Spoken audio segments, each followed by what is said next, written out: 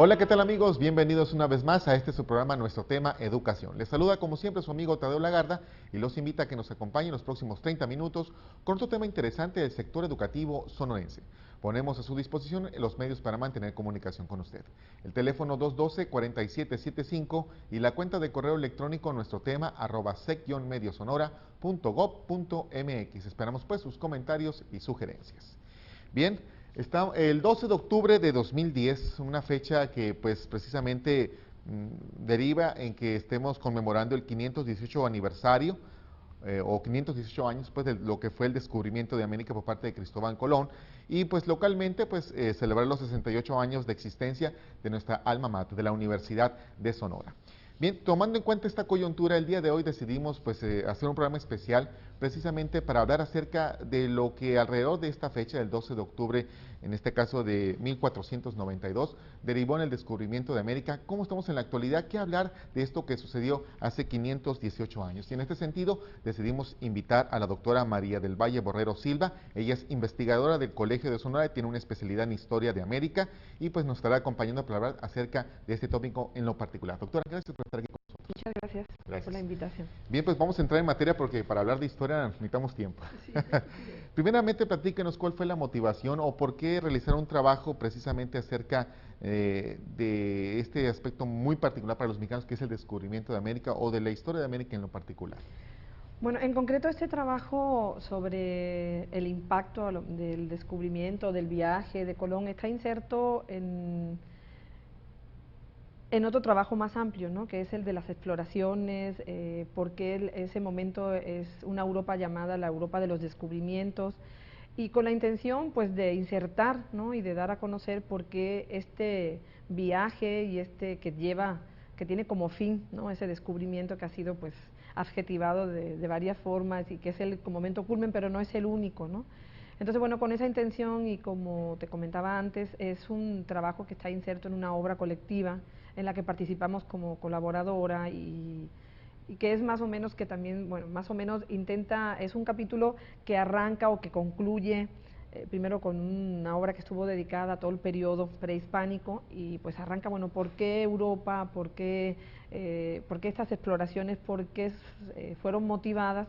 Y bueno, y entonces explicar, y así se fue llevando, y para terminar luego para explicar, bueno, la figura de Colón, la figura el momento trascendente de ese viaje y qué impacto tuvo, ¿no? Entonces, y además también es un texto de carácter divulgativo, es un texto que salió en una colección llamado Nuestra América y obviamente con una intención de estar relacionada con el mundo de la enseñanza, ¿no? Es una obra de divulgación, a lo mejor para público general, pero sobre todo dedicada a los estudiantes, ¿no? Para comprender todo ese periodo y todo ese momento crucial, ¿no?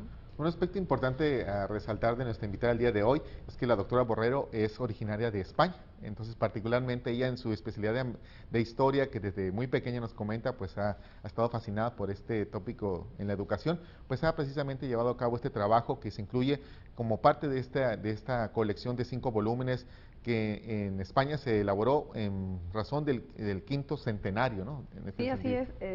Lo mismo que ahora aquí estamos en un momento del bicentenario y de los centenarios, pues justo en 1992 pues era la conmemoración del quinto centenario precisamente del descubrimiento de América, ¿no? Muy discutido, muy disputado, muy comentado en todos los...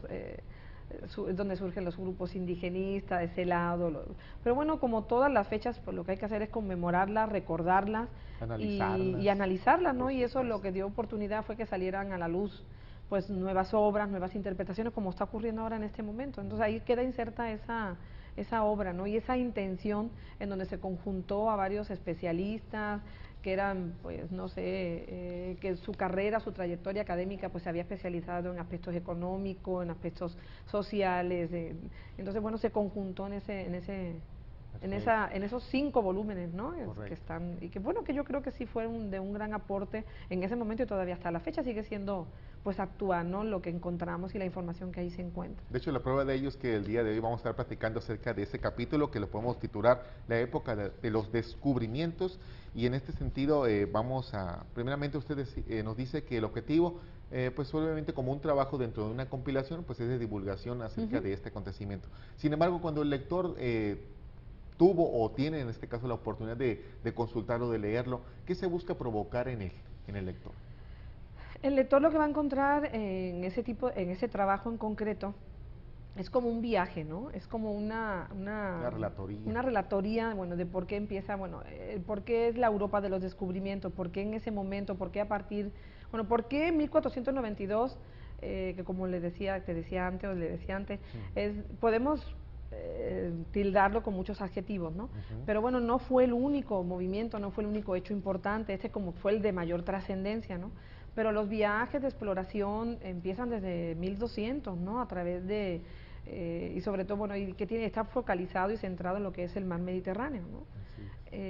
Bueno, a través de los genoveses, los italianos, empiezan, y sobre todo esa búsqueda, justo en el momento en donde ya se conocieron en la Europa occidental toda esa riqueza y variedad de lo que significaba Oriente, ¿no? Las especias, la canela, el clavo, las sedas.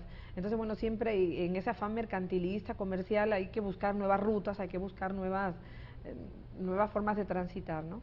Entonces, es un momento en donde, como te digo, es el afán de buscar nuevas rutas, sobre todo marítimas, porque las terrestres ya estaban pues más o menos diseñadas, pero también hay un elemento importante ahí, todavía los turcos tienen ocupada casi media Europa oriental, entonces el tránsito no es posible, entonces la única alternancia, la única posibilidad es el mar, ¿no? Entonces aquí vamos a ver cómo empiezan a delinearse nuevas probables rutas, perdón, y donde tienen ahí el protagonismo dos potencias europeas que son Portugal y Castilla, ¿no? Entonces empiezan esas exploraciones. Vamos a ver cómo hay un traslado de este Mare Nostrum, que es el mar que engloba la península griega, la península itálica, y hay un traslado hacia el Atlántico. Entonces, por eso, es decir, cuando muchas veces a lo mejor está relacionada con otro tema, bueno, ¿por qué Castilla y por qué Portugal? ¿No? Bueno, porque están en la fachada del sureste de Europa occidental, donde la bañan el Mediterráneo y el Atlántico, ¿no? Entonces, donde se dan esa conjunción, entonces donde se empiezan a proyectar, donde se empiezan a aplicar nuevas técnicas marítimas, navales, de conocimiento técnico que ya empiezan a desarrollarse en Europa desde el 1200, 1300, ¿no? Entre ellos, bueno, pues la brújula, la declinación, el astrolabio, entonces, bueno, todo eso, y la técnica incluso naval, ¿no? La técnica naval en el sentido de el perfeccionamiento de las naves. Antes se navegaba a través del Mediterráneo, ¿no? Que era, todos hemos visto y conocido los barcos que eran las galeras, ¿no? Donde la fuerza era la humana, que eran los remeros, ¿no? Entonces, para navegar en otro tipo de mar, esa mano de obra es cambiada, sustituida por las velas y por la fuerza eólica. Entonces, todo eso lo que implica es una conjunción de desarrollo científico, técnico y obviamente un elemento muy importante que es sobre todo lo que se viene dando en el ámbito del Mediterráneo, que es la construcción de cartas geográficas y marítimas, ¿no? Es decir, por eso también un poco relacionado con la primera pregunta, ¿por qué esta intención? Bueno, da también a conocer ese mundo cartográfico y geográfico que se va diseñando, ¿no? A través de los mapas portulanos, los mapas de Toscanelli, es decir, ese conocimiento de hombres que viven en el mar interesados. Siempre hay hombres y científicos en determinadas épocas de la historia que están interesados en esos aspectos, ¿no? Entonces, es un mundo también muy cerrado y un mundo muy particular y no de amplio conocimiento, ¿no? Por eso siempre casi las ciudades con mayor proyección son las que están cercanas al mar. ¿Por qué? Porque donde hay el intercambio de gente, de conocimiento, llegan unos, se van otros, llegan gente de distintos países, de distintas... entonces, las ciudades portuarias son hervideros de tránsito de mucha gente, ¿no? Y también de conocimiento. Por eso, curiosamente, las ciudades que dan al mar son las que dan ese paso adelante, ¿no? En ese tipo de ventajas que van a permitir un mayor desarrollo, ¿no? Sobre todo la navegación. Entonces, el viaje de este personaje que es Cristóbal Colón es como el colofón de todo esto que empieza en 1200 en Europa. 1200, 1300, 1400, y llega, ¿no? Entonces, entre medio hay, como te digo, ese cambio del mar Mediterráneo al mar Atlántico, donde se empiezan a experimentar todos estos avances, ¿no? Y también, bueno, la experiencia que también tienen los castellanos en el mar Cantábrico, perdón, ¿no? Entonces, bueno, donde hay una confusión donde surge la carabela y los galeones que van a ser los barcos que van a dar luego esa travesía, ¿no? A lo largo del Atlántico, ese mar que donde todo en el imaginario del hombre mediterráneo del siglo XIV y XV se pensaban que ahí ya no había nada, ¿no? Es decir, que era un mar habitado. Si el mar Mediterráneo ya también es un mar fantástico y de monstruos, pues imagínate el Atlántico que, bueno, no sin más, al cabo de lo que hoy es Galicia, en la península ibérica, era Finisterre, ¿no? Es decir, el final de la tierra, ahí ya no había nada. Por ese desconocimiento, porque nadie se había atrevido a navegarlo, ¿no? Porque también la tradición judeocristiana y el mundo, así, bueno, ahí se acababa el mundo, ¿no? Porque además estos viajes también a lo que van a ayudar y a contribuir es a dar a conocer la felicidad del mundo, ¿no? Es decir, hay que todavía se pone en duda, muchas veces los mapas de esta época todavía nos presentan un mundo plano, no se conocía la totalidad del globo, ¿no? Eso va a venir luego, después del viaje de Colón y con la vuelta al mundo que da Magallanes, es donde ya se concreta lo que se sospechaba, ¿no? Claro. Entonces, a través de todo esto. Qué interesante es escucharla y de hecho por eso guardamos este silencio para escuchar sus intervenciones porque realmente son ilustrativas. Fuera de la momento circunstancial que tuvo precisamente, como usted dice, por ser Castilla, Portugal, colindantes con el mar, tener la puerta abierta, por ahora sí, pues para salir a mar abierto y explorar, pues está la actitud que siempre ha tenido el hombre de ser un explorador, de no conformarse de donde está, sino que quiere saber qué hay más allá. Como se habla de las fronteras del conocimiento, que la última frontera es el espacio, porque el mar ya más o menos por arriba ya lo conocemos, obviamente hay profundidades que todavía son inaccesibles para el hombre, pero sin embargo, esa actitud del hombre por explorar y conocer más y más siempre ha existido. No, claro, y eso tiene mucho que ver con algunas preguntas, bueno, ¿por qué, además de estos factores, ¿no? ¿Por qué es Europa la que se lanza a dar ese paso y no otro, por ejemplo, otra parte del mundo? Como China o como, ¿no? ¿Por qué Europa es la que puede llevar a realizar y a finalizar todo este mundo de exploraciones, ¿no? Porque sí, he sabido, por ejemplo, que los chinos ya conocían la brújula desde 1300, los barcos que eran construidos, los barcos chinos que eran con juncos, tenían hasta, yo no sé, 4 o 5 mástiles, tenían la capacidad de llevar encima a bordo más de 1000 hombres, pero no dieron ese paso, ¿no? Es decir, hicieron hay algún chino por ahí que no recuerdo ahora el nombre, la verdad, que sí hace viajes exploratorios hacia el sur de China, pero fue lo único, es decir, no hubo, y aquí hay un elemento importante, el Estado no apoyó. Es decir, además de la inquietud del hombre per se, ¿no? Por esa inquietud de conocer y de ampliar fronteras, el Estado, es decir, tuvo otros problemas, el Estado se encierra hacia sí mismo, hay cambios de dinastía en China, entonces donde hay un reforzar, y se olvida todo este mundo de las exploraciones, ¿no? También otros que conocemos también, bueno, pues son los vikingos, que también Eric el Rojo es de los más conocidos, ¿no? Que también, bueno, ya está conocido que sí estuvo por las costas de lo que hoy sería Terranova y toda esta parte de lo que hoy es el norte de los Estados Unidos, ¿no? Y incluso hubo momentos donde llegó gente que estuvo pero se regresaron, ¿no? Por los cielos, no se produjo lo que ellos esperaban y se regresan. Entonces no prosperó esos viajes como sí prosperan estos otros viajes que se inician en el Atlántico gracias a Portugal y a Castilla. Bueno, y además como te decía, de ese afán o de ese impulso que el mismo hombre tiene dentro, el Estado también es un elemento importante. Además el Estado, porque está fomentando y es el momento de una política, como digo, mercantilista, hay que buscar nuevas rutas comerciales y como te decía, bueno, hay que llegar a Oriente, hay que llegar a Oriente por las especias, por la canela, por el clavo, pero los turcos tienen cerrado todo el tráfico por el mar Mediterráneo, entonces hay que buscar otras opciones. Eso es lo que hizo a los portugueses que dieran la vuelta a Cabo Bojador y al Cabo Buena Esperanza, que se descubriera todo el límite y toda la definición de lo que hoy es el continente africano. Bueno, si me permite, vamos a hacer una pequeña introducción, más para ir a una pequeña pausa, tenemos que ir a ella, pero regresando vamos a continuar hablando más de esto y sobre todo de la empresa colombina, que tiene que estar precisamente relacionado con este apoyo del Estado en relación al aspecto mercantilista que tuvieron estas exploraciones hacia América. Bien, regresamos luego de esta pausa.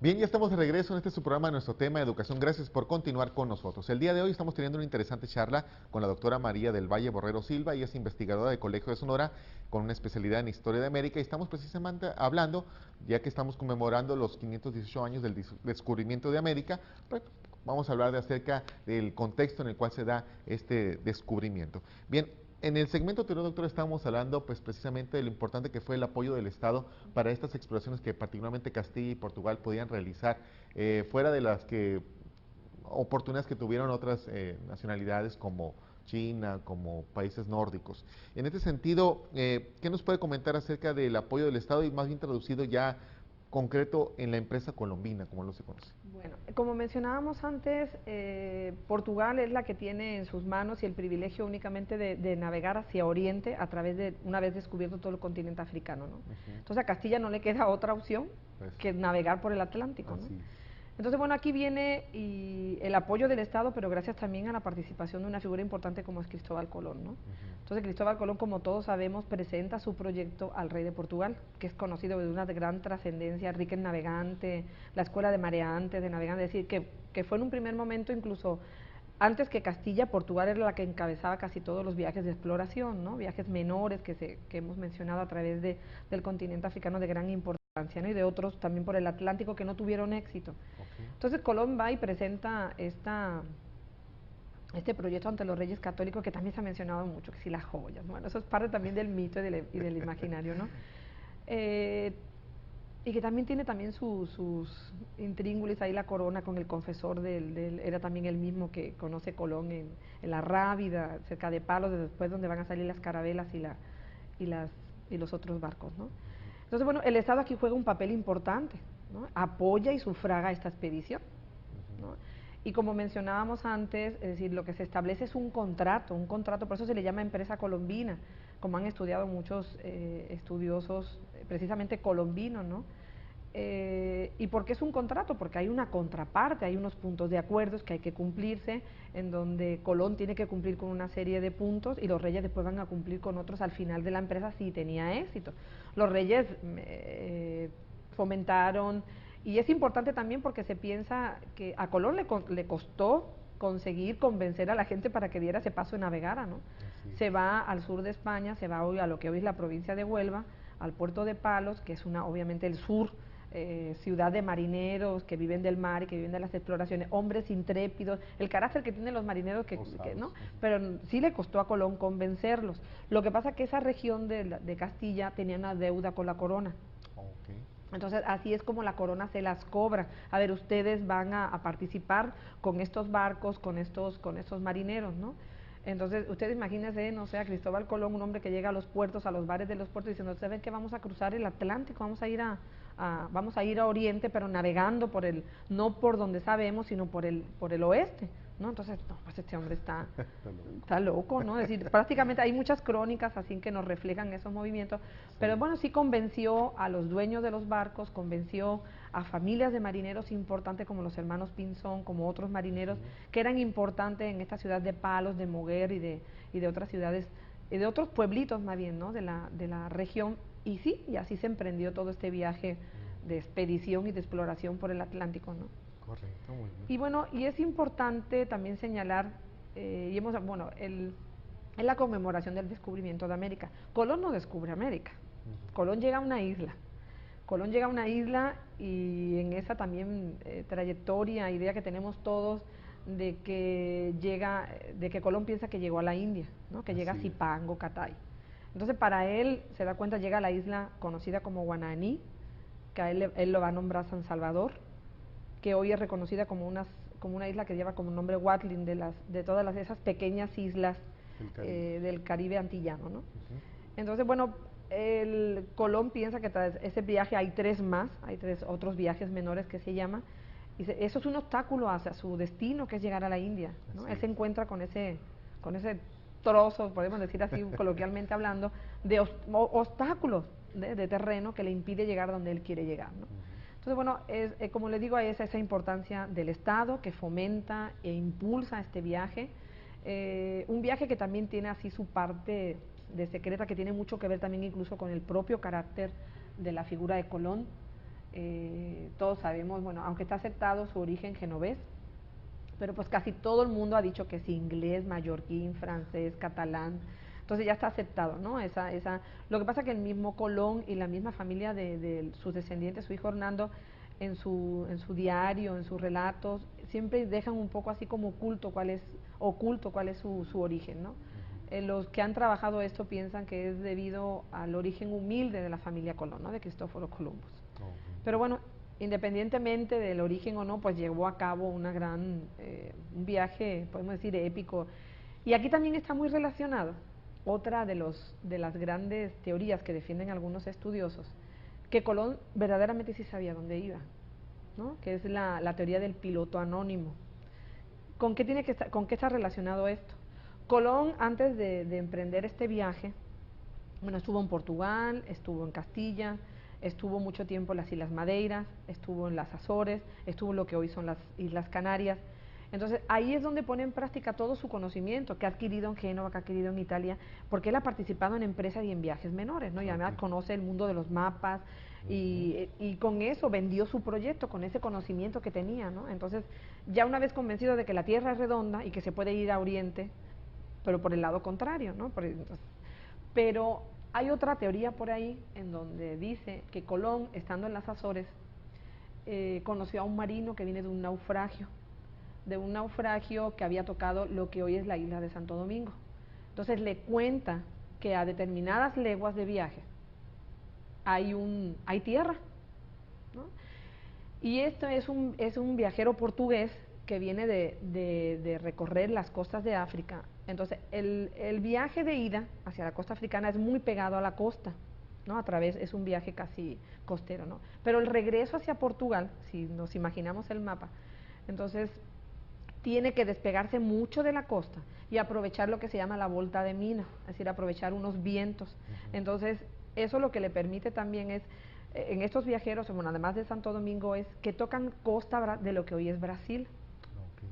Entonces, bueno, ese conocimiento naufraga, todo ese conocimiento lo tiene Colón. Entonces, es parte de este secreto, ¿no? De que Colón sí sabía que ahí había tierra. Lo que no se sabía era de qué dimensión, ni qué de... Entonces, bueno, esto un poco está relacionado con lo que yo te comentaba, de que Colón no descubre América, ¿no? Colón llega a unas islas. El verdadero descubrimiento de América se hace a partir de 1520-21, cuando ya se llega a tierra firme, ¿no? Otras exploraciones, otros viajes, donde llegan ya esos personajes. Es decir, el descubrimiento está unida a la colonización y a la conquista del territorio, ¿no?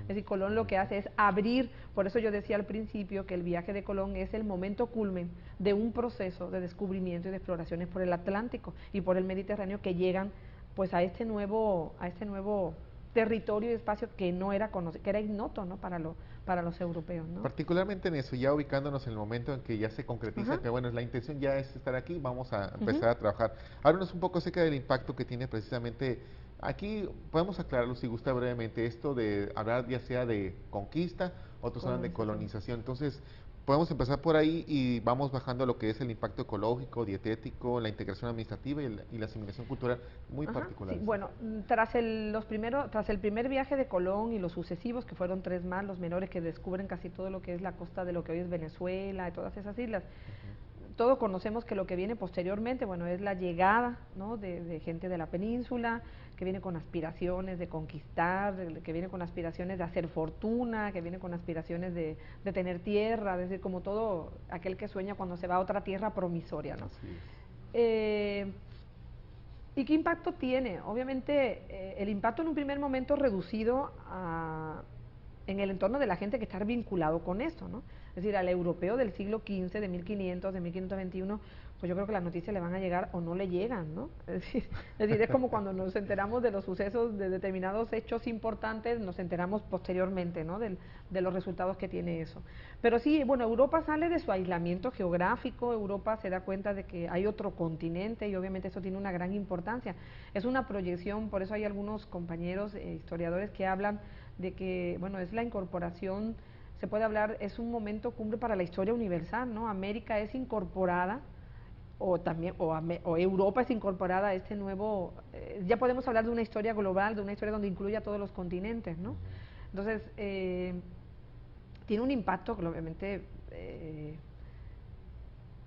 es decir, cosmográfico, nadie se sospechaba las dimensiones, ¿no? De lo que empezó Colón con ese inicio, ¿no? Sí, desde el primer viaje de Colón hasta la vuelta a Magallanes pasan 28 años que ya se da la vuelta al mundo, ¿no? Entonces empiezan otras aspiraciones, ¿no? El tránsito hacia el Pacífico, las búsquedas del estrecho de Anián, y todo eso también está muy relacionado con el mundo también de las leyendas y la mitología, ¿no? Las ciudades mágicas, Cibola, Quivira, que está muy relacionado con Sonora, ¿no? También las ciudades de oro, las Amazonas, y todo ese mundo que viene desde la época clásica, ¿no? Entonces, claro, tiene su impacto, sobre todo porque además Europa se proyecta hacia afuera, ¿no? Entonces, eso es un elemento y es un hecho importante, ¿no? Y después un poco me preguntabas... El ecológico, dietético. Ecológico, dietético, bueno, el ecológico hay un impacto obviamente... yo digo que brutal, ¿no? Es decir, los hombres que llegan desde Europa, que en un primer momento nada más que está restringido a portugueses y castellanos, es decir, ni Francia, ni Gran Bretaña, bueno, aunque van a empezar a aparecer en el escenario americano a través de todo el que conocemos, piratas, corsarios, ¿no? Ahí viene el contrabando, y después eso es posterior, ¿no? Pero bueno, originalmente son castellanos y portugueses los que tienen así como repartidos todo ese territorio, ¿no? Gracias al Tratado de Tordesillas de 1492. Entonces, ecológico, bueno, porque vienen con otra mentalidad, ¿no? Que también lo comentábamos al principio, una mentalidad monetaria, comercial, de explotación de los recursos, los árboles, construir barcos, explotar las minas. Entonces, obviamente, eso trae un impacto ambiental, o los ecologistas de ahora, bueno, ahí también tienen todos los desastres que se cometen, ¿no? Pero obviamente tenemos que ver que la mentalidad del hombre que llega es totalmente distinta del que vivía aquí, ¿no?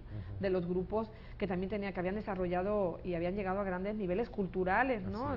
Tanto desde el sur del continente americano como los aztecas, los mayas, los incas y otras culturas, ¿no?